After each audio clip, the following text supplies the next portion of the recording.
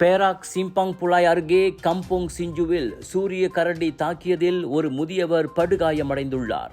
68 வயது அலாங் அப்போக் சீதாம் வனவிளை பொருட்களை தேடி திங்கட்கிழமை அன்று அருகிலுள்ள காட்டுப்பகுதிக்குள் நுழைந்தார்.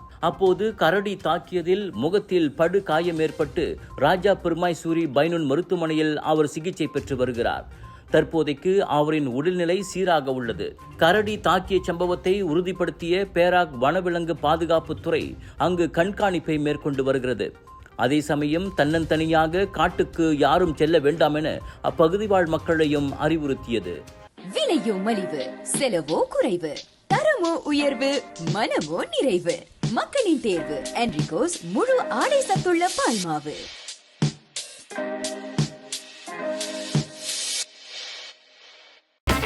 முதலீட்டு பணத்தை மீட்க முடியவில்லையா? கடன் கொடுத்து மாட்டிக்கொண்டீர்களா? அணுகுங்கள் S7 ரிகவரி.